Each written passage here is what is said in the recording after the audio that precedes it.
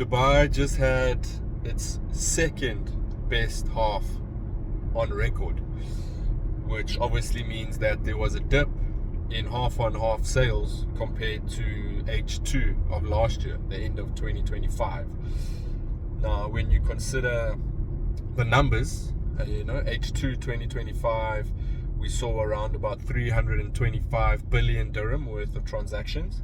H1 2026, we only saw 285 billion dirham. So there was a drop off of around 40 billion dirham, which is to expected, when you consider the fact that there was a war going on pretty much in Dubai, if you believe the headlines and the news. Now, those numbers means it's only a drop off of 12% in the midst of a war.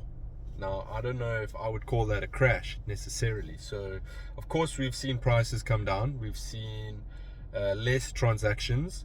But recently, over the last month or so, I would say, there's definitely been a pickup in interest in the markets and people looking to enter again. So, is that period of cooling off coming to an end? Possibly. Can we predict the future? No.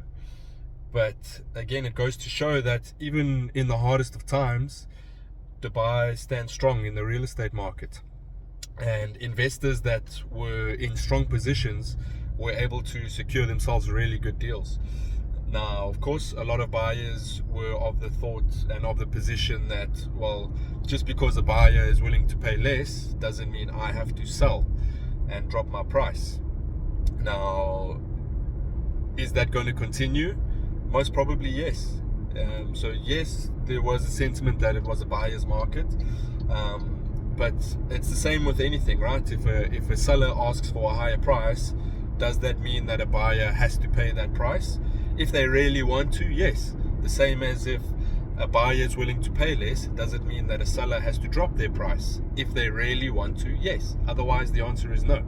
So it was a bit of a battle to get to this point, but I think now, from a buyer's point of view, there's a lot more confidence coming back into the market, and from a seller's point of view, they should be able to get a lot better price compared to what they were 2 or 3 months ago. So let's see how it plays out in H2 2026. Catch you on the flip side.